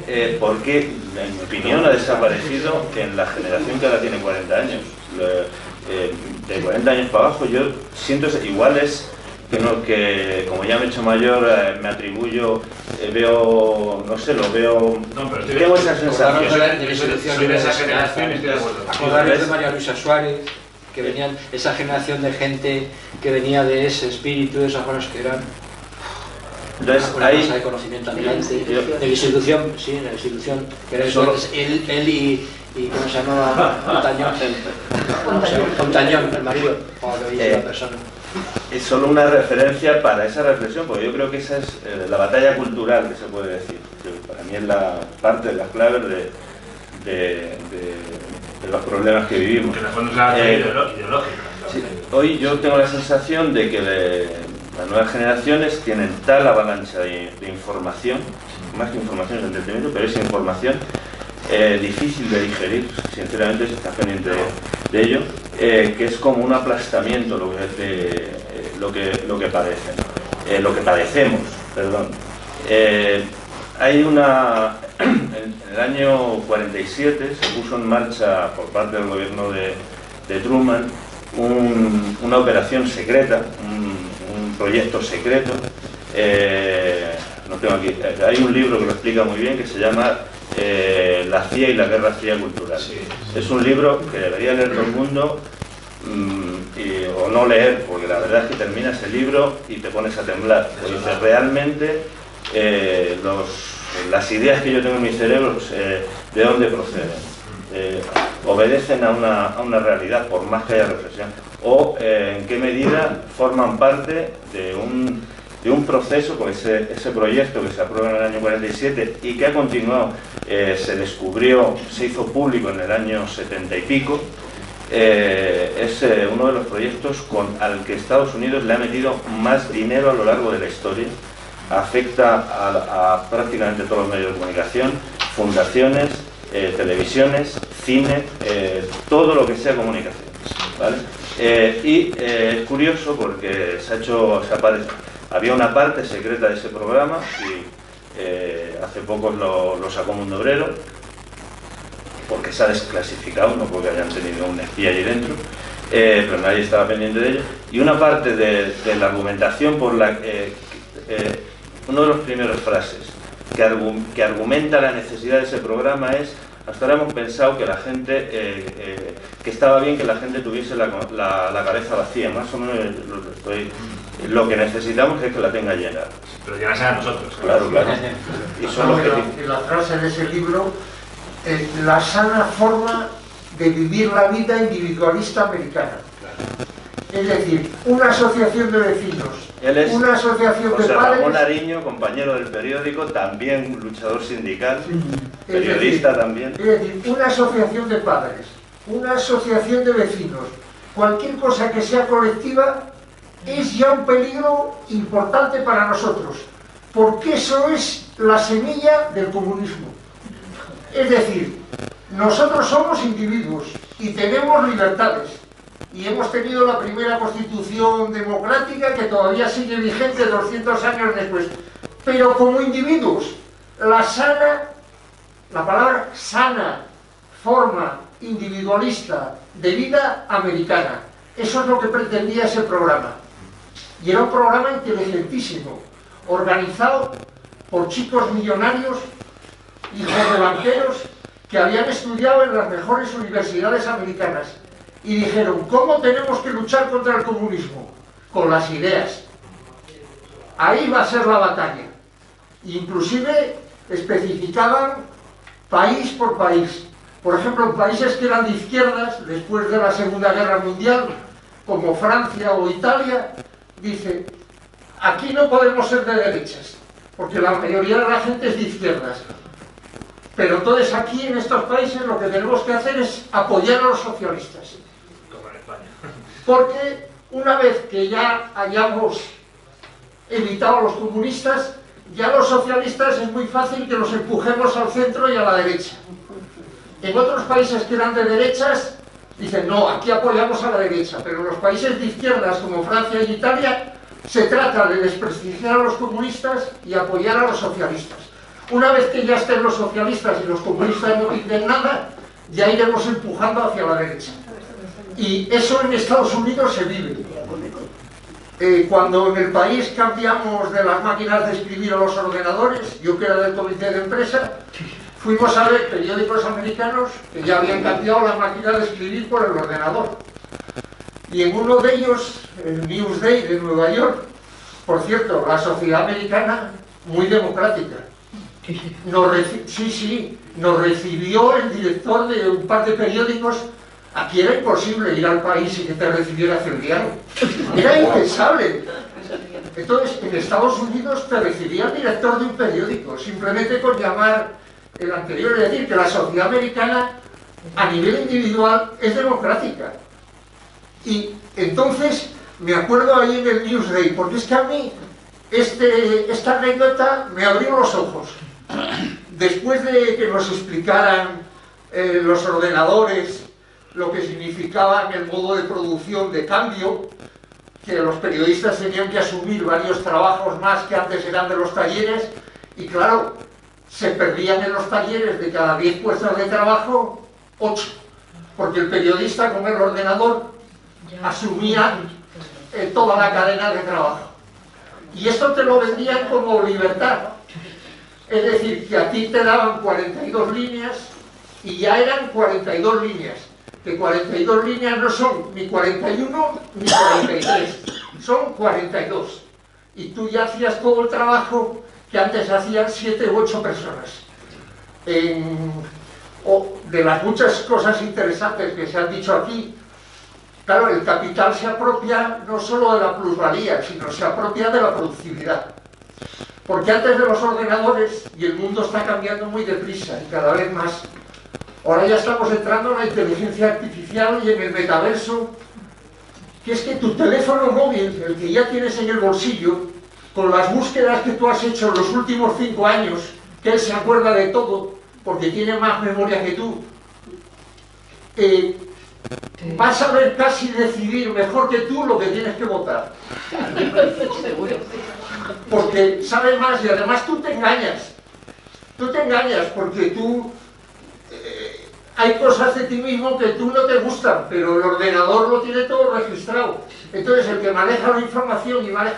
Bueno, pero no me enrollo. En el Newsday, después de hablar de lo del cambio que suponía lo de los ordenadores, hablando con periodistas de allí, una chica que estaba embarazadísima de 8 o 9 meses ya. Y nos dejaron los convenios que tenían y yo le dije, pero bueno, tú que estás embarazada ahora, ¿cuántas semanas de maternidad tienes de permiso? Es para que veáis la mentalidad individualista americana. ¿Cuántas semanas de baja tienes? No me entendía lo que le preguntaba. Yo digo, bueno, será muy mal inglés, pero no lo entendía la pregunta. Dice, no, el hijo es mío. Yo digo, hombre, supongo. No, pero eso es para que entendáis la mentalidad. No había bajas de maternidad. No hay bajas de maternidad. Es decir, la empresa, el periódico me va a guardar el puesto de trabajo durante un mes para que yo me reponga del parto y no me va a pagar nada. Y luego dentro de un mes yo ya podré volver a trabajar. Y a mí se me ocurrió decirle, pero ¿no te das cuenta que es mucho mejor el sistema europeo, que haya derechos sociales, que haya derecho de maternidad? Porque cuando Estados Unidos, tu gobierno, se meta en una guerra, ¿a qué soldado va a llamar? Va a llamar a ese niño que tú estás ahora a punto de parir. Luego no es verdad que el niño sea todo tuyo. Te están engañando. El Estado va a echar mano de ese niño cuando lo necesite. Entonces se quedó pensando, era una cosa que ni siquiera había imaginado. Bueno, pues esta mentalidad americana, de la sana forma de ser americano, solo el individuo, esto nos lo están metiendo a todos con todo lo que ha dicho Marcel. Es decir, es un proceso que no se detiene nunca. Y un dato que quiero dar, porque también se ha citado aquí, la República Española, la segunda, en los 5 años que le dejaron existir, construyó más escuelas que en los últimos 200 años. Y por eso luego los maestros de la República fueron especialmente represaliados, y porque de lo que se trataba es de que el pueblo solo trabaje, obedezca y rece. Y no se trata de que la clase obrera piense por sí misma. No, es obedecer al señorito y rezar. Gracias. Gracias por ese resumen. Muchas gracias. ¿Alguna persona más que quiera preguntar o...? Yo sí quería deciros una... Pues entonces sí. No, yo me me es muy simple, para que veáis que si estuviera aquí en Marcelino, estaría, y la Josefina, estaría encantado que presentar un libro sirviera para hacer una asamblea, un debate y tal, porque de eso se trata. Y así nosotros vamos llevando el libro de un lado para otro, ¿no? O sea, que veis más porque dices que son 18 cuadernos, ¿no? 18. Son 18 cuadernos, 18 temáticas, porque hay temáticas que tienen varios cuadernos. Pero con la estructura de este, o con la estructura de charlas en la prisión, o con esta, hay otro más que es filosofía, que hay una estructura que es que esto nos lleva 2 años llevarlo, o más, de trabajo solo teniendo el texto, porque son textos manuscritos, ¿no? Y entonces hay uno de filosofía que es clarísimo, que se podría hacer, pero claro, movimiento obrero aquí, si hacemos un libro de filosofía del Marcelino Camacho, escrito en Carabanchel, no sé a dónde lo vamos a llevar, porque claro, eso sí que ya es difícil. Y luego había algunas cosas, otras cosas que podríamos entender como más material propio de los seminarios, que son economía, hay cosas específicas sobre plusvalía, escribió cosas allí sobre organización del trabajo, organización científica del trabajo. Es que todo eso tenía mucha relación con la actividad sindical en la empresa, ¿no? En la empresa, para saber reivindicar las reivindicaciones, hay que saber mucho de la organización del trabajo y mucho de cómo funciona todo. Entender, habla la metalurgia, que eran cadenas de función, en fin, todo eso está ahí, y hay algunas cosas más de apuntes, sobre todo de economía, ¿no? Pero estructurar eso en un libro ya sería un trabajo de titanes. De titanes en el sentido que eran cosas muy hechas para los seminarios. Esos sí son más apuntes que tal. Hay un diccionario de economía que te pone términos y te dice así muy someramente lo que es. De hecho, hicimos un diccionario sobre el sindicalismo en las épocas y tal, que muchas cosas las sacamos de ahí, en que te explica la plusvalía. Y claro, ¿para qué servía eso? Para que la plusvalía, si había un chuletario, plusvalía, no sé qué, no sé cuál, sí. Pero de eso hay 18 cuadernos. 18 cuadernos que aparecieron muy tarde, porque nosotros cuando habíamos hecho todo lo de Salamanca, lo encontramos, es una anécdota, ¿no? Yo tenía en la cabeza esos 18 cuadernos porque cuando mi padre salió de la cárcel en el 75 yo me ocupé mucho eso, y luego nos ocupamos, Aurora, nos ocupamos en hacer las memorias con él y todo este tema, pero sabía de esos cuadernos y no lo localizaba de ninguna manera. Y entonces al final, cuando ya todas las cosas llevamos a Salamanca, que Aurora y yo íbamos por la casa, nos llevamos cajas y cajas, 20.000 documentos que hemos llevado en 4 años a Salamanca, de que nos llevamos de su casa a nuestra casa, digitalízalo, míralo, colócalo, clasifícalo, para que vaya a acabar en Salamanca y todavía sigamos esperando que hagan algo con ellos y pegándonos con ellos.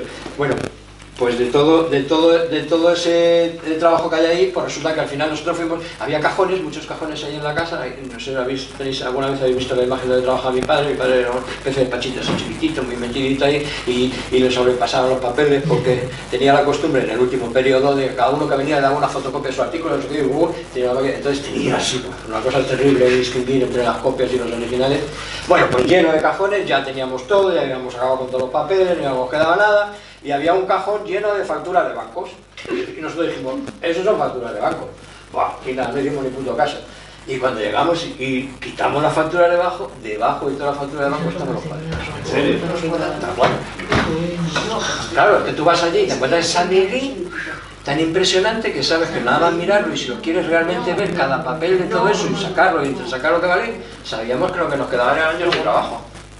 Y entonces, bueno, ¿pues qué hicimos? Pues no mirar ese cajón que tiene factura. Claro. Pero al final lo miramos todo hasta el último bar. Así se hace la historia a veces. Así se hace la historia a veces. Sí, eso es como yo cuando yo sigo un poco a Viñas, ¿no? A Ángel Viñas, allí en Bruselas. Y él, cuando hace cosas así, nos contesta alguna vez de algunas cosas, habla de esas cosas, ¿no? Del hallazgo de aquellos documentos que transforman la investigación histórica, ¿no? Y hay algunas cosas que han dado saltos sorprendentes gracias a cosas así, ¿no? Eso de escribir la historia. Nosotros también somos del método Viñas, por decirlo de una manera, por eso nos ha costado tanto hacer el libro, porque cuando tú imagínate que te encuentras el cuaderno así, y lo primero que dices, será del Marcelino. Claro, yo había estado con él allí, pero yo no había visto esos 40 libros por ningún lado, ni nada. Pues, obligación, verificarlo. Claro, tienes que verificarlo. Pero claro, si te encuentras literalmente escritas en el cuaderno, que lo podéis saber, la cita completa, ¿será verdad y literal la cita de verdad? o se la habrá porque allí no, todo eso había que verificarlo. Y ahí estuvo Manuel, la de que te pego, verificando todo eso para llegar a comprender al final nosotros mismos de que era su libro, que lo había escrito él, que se había documentado, que esos libros habían pasado por sus manos de un modo u otro y los había citado de la manera exacta de cómo eran. Y claro, eso era mucha tela marinera.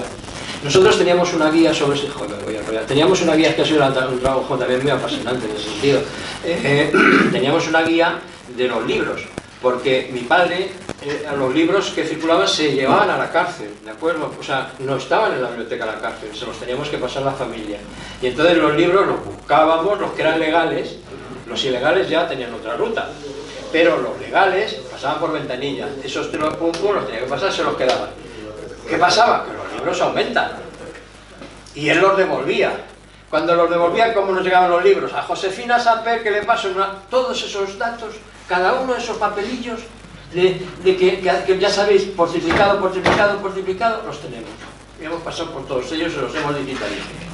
Y entonces resulta que nosotros, la constancia que teníamos es que teníamos el libro en la biblioteca pegado con la etiqueta de la cárcel de Carabanchel y luego otra papela de a Josefina, te mando libro tal, así una lista. Y perdón, ¿puedes decir cómo les hacía llegar los ilegales? No, los ilegales, con los ilegales nosotros no teníamos ninguna, o sea, la familia, ninguna relación. Los ilegales normalmente entraban por la vía de funcionarios. Hay gente que dice los abogados y tal, no. En general, eso era funcionarios o comunes. Bueno, es que hablar de la cárcel sería la hostia.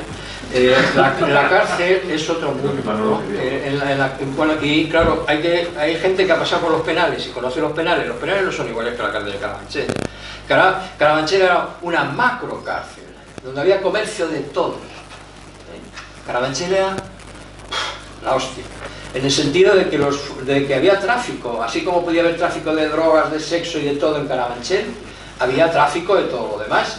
En el sentido de que a un funcionario había las vías para que determinados funcionarios, o bien con dinero, o bien como sea, pasaban los libros, pero el libro hacía una ruta, no solo era un funcionario que lo cogía así y se lo escondía, sino que de este pasaba este otro, y al final a la galería, porque las galerías son compartimentos estancos, a la galería llegaba, todo eso era...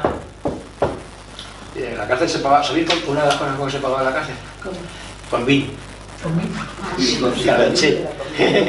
Mira, en Carabanchel cada preso tiene derecho, y ahora igual, a un vasito de vino, ¿no? Un vasito de vino en las comidas y tal. Y como los presos políticos comían todos juntos en la galería, no comían en una sala, sino que ellos tenían su propia zona, no sé qué, venía el preso común que daba el vino y traía las raciones de vino para los presos. Y entonces llegaba allí, ¿y qué hacían los presos? Una botella. Y el que quería vino y bebía vino, pues se quedaba con un poco y lo demás a la botella. Ese vino luego pasaba, se sumergía y se vendía en la cárcel. Y así se obtenía un libro, 10 botellas.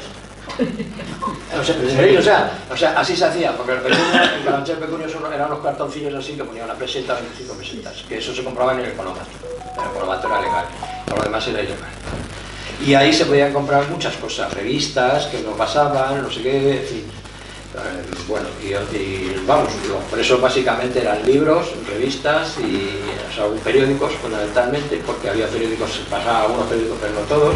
Los legales, Carabanchel era una pelea. Ahora por cierto, en Carabanchel, que yo el otro día saqué una cosa en el local, sabéis que ya van a empezar las obras, que se lo cargan todo, ya se lo cargaron, pero empiezan la construcción, se hicieron las alegaciones y terminó, vamos, ahí en los de la plataforma del Centro de la Memoria de Carabanchel, que hay muchas plataformas.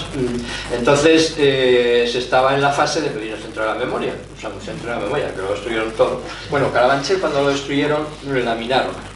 Carabanchel se derribó con unas máquinas así, porque Carabanchel estaba hecho de hormigón armado, la estructura, o hormigón armado es el hormigón con hierro por dentro, y así esa estructura tardó muchísimo en caer. Luego, lo que hicieron no fue llevarse los escombros, unas grandes máquinas hicieron arena de ladrillos, aquellos ladrillos compactos, que yo tengo unos cuantos, ladrillos, hicieron arena y la echaron encima de todo el terreno. El terreno lo elevaron un poco, con la lluvia ha vuelto a aparecer los cimientos y se ven los cimientos de Carabanchel todavía. Bueno, Carabanchel tenía unas galerías subterráneas, unos grandes túneles que pasaban y comunicaban unas grandes celdas con otras, porque Carabanchel era enorme y para ir de unas celdas a otras tenían unas conducciones por donde iban. Son unas conducciones que podía ir unas conducciones con 3 o 4 metros, una bóveda, o sea, una bestialidad por subterráneas, ¿no? Más allá de la galería. Así comunicaban unas zonas de las cafés, en donde estaba la rotonda, ¿os acordáis? Todo eso había una rotonda también inferior de ese túnel y luego repartía varias de ellas, no había tantas, pero varias de ellas. Ahí es donde se supone que estaban las celdas de castigo más duras, no las que ponían de celdas de castigo cuando la huelga de hambre y demás, sino son las duras, donde tenían a la gente tal, la gente que iban, pues que estaba esperando fusilamientos o cosas de estas, ¿no? Ahí estuvo Simón Sánchez Montero en alguna de esas celdas y me preguntaba por ellas. Y luego iban también a donde estaba el Garrote Vil. El Garrote Vil estaba allá abajo en esos sótanos. Bueno, pues esos túneles no llegaron a tocar con el derribo. Siguen abajo. Y entonces ahora hay una pelea, unas alegaciones que hemos hecho desde ahí pidiendo que se haga una investigación arqueológica con un sistema de radar y tal para que ver si siguen los túneles, si están ahí esos túneles, porque esos túneles son el resto que quedaría real de la propia cárcel. Y desde el punto de vista de la memoria, pues sería tener algo, porque si no va a haber pisos y se acabó. Ahora mismo la alternativa que está ofreciendo el gobierno básicamente es hacer la parte pública que podría ir a la memoria se la ha quedado el Ministerio del Interior. Y ahí quiere hacer un centro de instituciones penitenciarias en Madrid, que no tiene presos, pero es un centro administrativo. En ese centro administrativo dicen que van a dar un local a los memorialistas, ¿no? Y las zonas comunes del centro poderlas utilizar para... y nada más. De momento no hay ninguna otra cosa. El CIES continúa, sin más, y el resto son pisos. Y la zona esa que decían que había del hospital, que eso sigue ahí perdido. Es decir, y ahora, en estos días, hoy me han pasado una foto de una máquina que está haciendo las catas. Pues esas máquinas que primero hacen las catas, a ver hasta dónde pueden bajar con los cimientos y tal. Es decir, que Priconsa, que es la empresa privada que está queriendo construir y sacar pisos y especular, pues ya mandan allí a hacer sus catas para ver, o Priconsa o las propias instituciones penitenciarias. Y desde la memoria nada. Entonces, Carabanchel, esos túneles, si realmente hicieran al lado de Carabanchel han salido unas ruinas romanas, ¿de acuerdo? Porque sabéis que Madrid nació de un cruce de caminos en Carabanchel Alto. Ahí fueron, ahí se cruzaban... Espera, bueno, termino con esto porque si no os habéis enterado. Entonces, esas ruinas arqueológicas las han datado y las han inspeccionado y están justo al lado de Carabanchel. Pero no se han metido para la arqueología, digamos los romanos, no han entrado en Carabanchel, porque seguramente la gente de Carabanchel también pisó parte de esas. O sea, no han querido tocar eso porque no quieren pisos. Oye, yo... Manuel quería comentar una cosa. Sí, la verdad es que da para... solo insistir en una cosa, el libro, no voy a decir que sea tan dinámico, tan divertido como una serie de Netflix, que yo creo que a quien se ponga a leerlo a lo mejor será una sorpresa. Da para varias series de Netflix que yo no sé, están tan pobres de ideas que de este libro sacarían fácil 10 películas sin esforzarse. Y para que no veáis que no hablo como de paja, me voy a arriesgar a leer. Está escrito para haber sido escrito en los años 70 o 60, finales de los 60, en un lenguaje yo creo que muy moderno, muy actual, no es nada pesado, no es decir, esa época normalmente la escritura estaba dominada por frases muy largas, subordinadas, es muy directa. Y prácticamente, bueno, o lo ha tocado Marcelino y Aurora antes, yo prácticamente no lo he tocado, o sea que es así de Marcelino. Y voy a leer solo un par de párrafos, porque yo creo que a los que somos ya no muy jóvenes y vivimos el tejerazo nos va a recordar alguna cosa, de un capítulo que es la huelga de la canadiense, que yo recomiendo. La huelga de la canadiense la haría para un peliculón. Allí que tenemos a Adolfo Me imagino que está saturado de ideas. Sigo. Está hablando de los motivos por los que se produce la huelga, que fue un poco casual, y dice: partidarios de métodos expeditivos, el capitán... Perdón. A finales de enero del 19, la dirección de esta gran empresa ordenó que varios empleados y obreros que trabajaban a jornal fuesen considerados como de plantilla, pero de hecho la medida era una represalia, puesto que sus ingresos disminuían con esta solución. El Sindicato Único del Agua, Gas y Electricidad, que acababa de constituirse, declaró la huelga el 8 de febrero por solidaridad con los citados trabajadores que al negarse a aceptar la disminución habían sido despedidos. La industria textil fue a la huelga el 18 de febrero para apoyar a estos trabajadores. El 21 los obreros de las empresas del textil, agua, gas y electricidad y transporte estaban en paro, que en pocos días fue total. Partidarios de métodos expeditivos, el capitán general Milán del Bosch, padre del que luego tuvimos en el 23F, y el gobernador militar general Martínez Anido, otro nombre que recordaremos muchos, que acababa de llegar, eran partidarios de declarar el estado de guerra. Fue la intransigencia de estas autoridades lo que impidió al gerente de nacionalidad extranjera iniciar conversaciones con los sindicatos. Romanones, entonces jefe del gobierno, decretó la militarización de los trabajadores sin éxito. Los militantes más conocidos fueron encarcelados, pero a la intransigencia gubernamental patronal respondió el endurecimiento de los sindicatos. La ciudad quedó prácticamente a oscuras. Más del 70% de las fábricas estaban paralizadas. Y esta es la parte que a mí más me gusta. Porque algún gustazo también hay que darse de vez en cuando. Desde el 6 de marzo, hecho sin precedentes, el Sindicato Único de Artes Gráficas replicaba la censura gubernativa estableciendo la censura roja y no dejaba de publicar en la prensa ninguna nota desfavorable a los huelguistas. Esa censura fue tan eficaz que el bando redactado por el capitán general ordenando la militarización de los huelguistas no se publicó. Para que os hagáis, de verdad que el libro es una gozada, y no he leído una parte que es más gustosa, ¿no? Más gozosa, pero luego el gozo trajo los muertos, porque hicieron una masacre que para qué. Bueno, pues si tenemos preguntas, agradeceros la presencia, recordaros que precisamente tenemos ahí el libro para todos aquellos que quedan pocos ejemplares. Quedan pocos ejemplares, sí. Pero alguno queda. Nos los quitan de las manos. Por el mercadillo.